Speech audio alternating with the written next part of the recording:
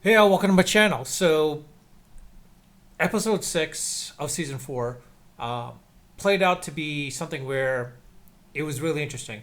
Now, I'll be honest, I did not see this happening or coming. I mean, when the opening scene happened, where you had the brother sisters doing their montage, essentially, that's when I realized, all right, they're not the killers at that point, and I was like, all right, I am way off base. And I'll be honest, I've been way off base for the entire season for who the killer was. Quite honestly, I never thought of that.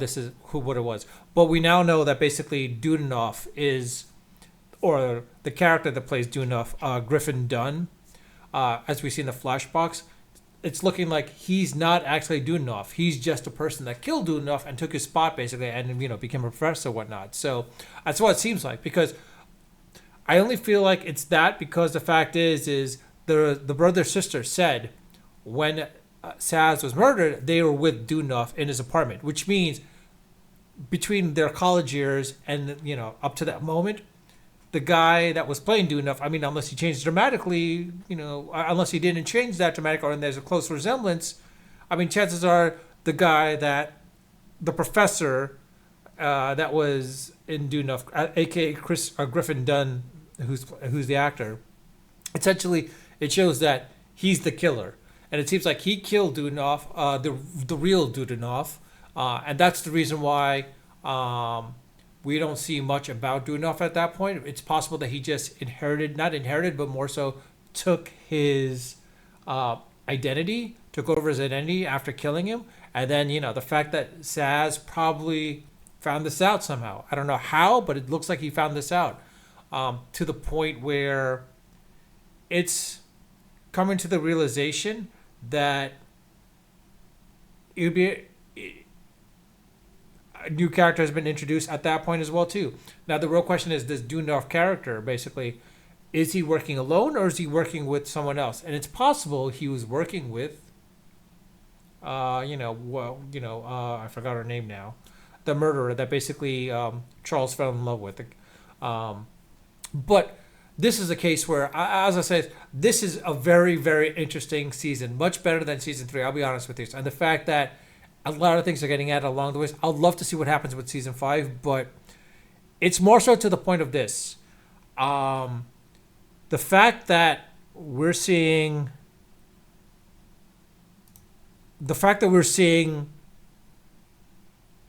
more characters being introduced than there were, let's say, in the prior seasons, towards the much later end. It's showing that the writers are not keen on introducing the murderers or murderer early on or in the middle, but towards the tail end at that point. And it's really fascinating. I don't know why they changed it, but put it this way, it actually threw me off completely. As I said, I've been way wrong. After each episode, it always proves me that I've been wrong at this point. I mean, I'd be really surprised. I mean, it could still come back to Scott Bakula, honestly. It could still come back to him, honestly. Like, him and Dudenoff and Scott Bakula working together. I don't know. It's a possibility. I don't know about that. And of course, we saw, as the episode opened, basically the characters Glenn Stubben and Zach Galifianakis were both essentially shot. Even though they're both alive. They're both alive, of course. It's really funny the fact that Stubbins was hit in the head and ricocheted off of him, and it's Galifianakis. I'm sorry, it was very funny. Hit him in the stomach or something, in his fat. It was really funny at that point. Reality is like knowing full well that the real target was Oliver, and that they realized, like, okay, Dudenoff, when he was killed, it was more so to the point where it's possibly it happened just before the original podcast that they created, Murders in the Building, started occurring. And that's why he was probably afraid that if they're looking into more murders, they might find him off at that point. But one of the other things that I'm a little surprised about, the Meryl Streep character, she wasn't shown in the side view, as with the phone call type of thing, but you only hear certain things. It's wondering, like, why her responses were so out of it. It's possible the fact is, like, she was half asleep, because when when basically Oliver calls Loretta, He's probably calling her at 6 a.m., which is 3 a.m. her time, and she's half asleep, and she has whatever it is, basically. Uh, Now, I can only say this: the fact that this do enough character that had the ability to essentially record them only shows that the fact. And spoiler alert, of course, they ran out and they left Arconia. Um, it led to a lot of questions. Basically, let's put it this way: this episode led to a lot of more questions. Leads to a lot more questions like, who's actually watching the group? Why did someone kill Dudenough, or why did they take over Dudenoff's identity? And of course, the person that's been cashing his checks, Social Security checks. That's interesting as well too. Like, is it the person that took over Dudenoff, like AKA Griffin Dunn, or is it someone else that threw things off? I guess we're gonna have to wait to episode 7 to find that out. But as time progresses, as I said, things have the way the show is being shown is changed a little bit now. They're changing the direction a little bit, so it's pretty funny at that point.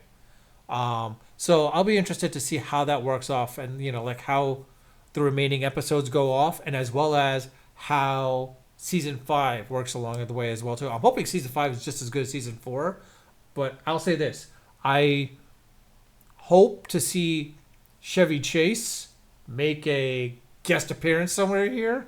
It'd be really funny if he did do that, because you got 2 of the 3 amigos in there, and it'd be great to see him in there, maybe as some aspect of being himself, or maybe being on a washed up actor as well too.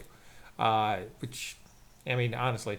But anyways, I'll leave it at that. Again, let me know your comments in the comment section. What do you think about this episode? What was your thought of episode 6? I mean, like, did it, open up more questions or a lot more things answered? Who do you think it is now? Do you think it is this the Griffin Dunn, the character that plays Dudenoff, or AKA Dudenoff? Is he the one that's the killer since Dudenoff has been killed?